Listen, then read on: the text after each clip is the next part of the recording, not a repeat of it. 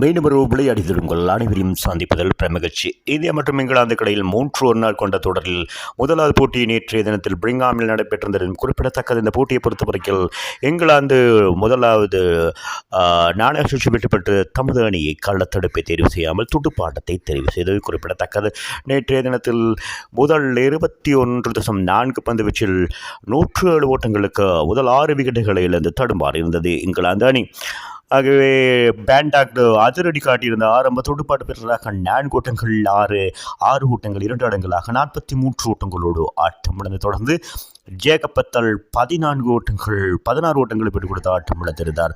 ஹாரிபுக் அணியின் தலைவர் 1 ஓட்டத்தோடு ஆட்டமிழக்க Jos Buttler அதிரடி காட்டக்கூடிய துடுப்பாட்டு வீரர் 5 ஓட்டத்தோடும் ஆட்டமிழந்து ஏமாற்றம் அளித்திருந்தார்.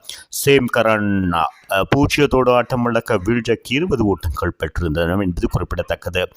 7வது விக்கெட்டுக்காக டேவ்ஷன் மற்றும் ஜோ ரூட் 121 ஓட்டங்கள் சிறந்த இணைப்பாட்டம் பெருமதி வாய்ந்த இணைப்பாட்டம் அமைத்துக் கொண்டார்கள் என்பது குறிப்பிடத்தக்கது. இதன் காரணமாக 250 ஓட்டங்களை சிறப்பான முறையில் கடந்தது என்பது குறிப்பிடத்தக்கது. இங்கிலாந்து அணி டேவ்சன் 4 ஓட்டங்கள் 6 ஓட்டம் 3 ஓட்டங்கள் 68 ஓட்டங்களை பெற்றுக் கொடுத்தோடு ஜோ ரூட் இதுவரை ஆட்டம் இழக்காது 4 ஓட்டங்கள் 6 ஓட்டம் 3 ஓட்டங்களாக ஆட்டம் இழக்காது 76 ஓட்டங்கள் 47.5 பந்து வீச்சில் 258 ஓட்டங்கள் சகல விக்கெட்டுகளும் இங்கிலாந்து அணி இழந்து கொண்டது என்பது குறிப்பிடத்தக்கது. இந்திய பந்து வீச்சாளர் அக்ஷர் பட்டேல் சிறப்பான முறையில் பந்து வீசி 9.5 பந்து வீச்சில் 62 ஓட்டங்களுக்கு 4 விக்கெட்டுகளையும், பிரசித் கிருஷ்ணா, குருணர் பிரார் தலா 2 விக்கெட்டுகளையும், ஜாஸ்ரீ பும்ரா மற்றும் சிவம் தூபே தலா 1 விக்கெட்டுகளையும் வீழ்த்தியது குறிப்பிடத்தக்கது.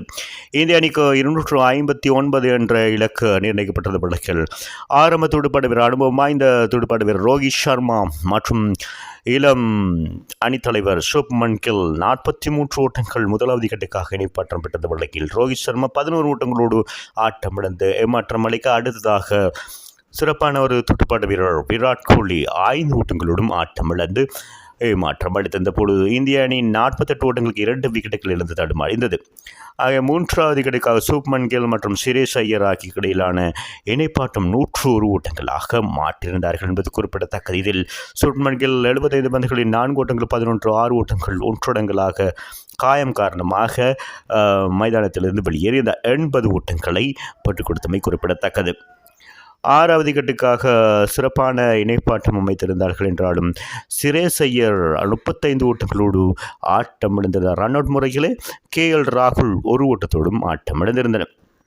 அதனைத் தொடர்ந்து ஒரு சிறப்பான 2 சகலத்துறை ஆட்டக்காரர்கள் இந்திய அணியில் இருக்கிறார்கள்.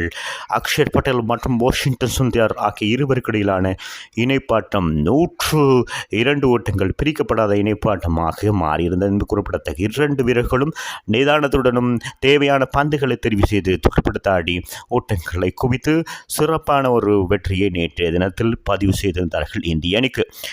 அக்ஷர் பட்டேல் 52 பந்துகளில் 4 ஓட்டங்கள் 5 6 ஓட்டம் 1 இடங்களாக 57 ஓட்டங்களை ஆட்டமிழக்காத பெற்றுக் கொடுத்தது குறிப்பிடத்தக்கது.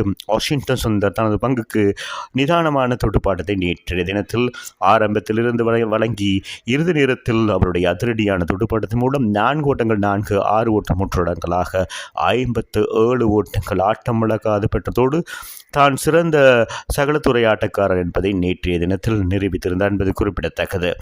அந்த வகையில் 45.2 பந்து வீச்சில் 262 ஓட்டங்களை இந்திய அணியால் பெற முடிந்தது என்பது குறிப்பிடத்தக்கது. 4 விக்கெட்டுகளை மாத்திரம் இழந்து ஆகவே 6 விக்கெட் வித்தியாசத்தில் நேற்றைய தினத்தில் இங்கிலாந்தை வீழ்த்தியிருந்தார்கள் என்பது குறிப்பிடத்தக்கது. இங்கிலாந்து மண்ணில் இந்திய அணி தொடர்ந்து 4 போட்டிகள் 20 போட்டிகளிலே இளம் இந்திய அணி தோல்வியடைந்திருந்தாலும் நேற்றைய தினத்தில் அந்த ஒருநாள் சர்வதேச போட்டியில் வெற்றி பெற்றதன் காரணமாக பழியை தீர்த்து கொண்டது என்பது குறிப்பிடத்தக்கது. ஆகவே நேற்றைய தினத்தில் இங்கிலாந்து சிறப்பான முறையில் பந்து வீசியிருந்தாலும் இந்திய வீரர்கள் இறுதி நேரத்தில் சிறப்பான ஒரு பங்களிப்போடு நேற்றைய வெற்றி பெற்றிருந்தார்கள் என்பது குறிப்பிடத்தக்கது. Jofra Archer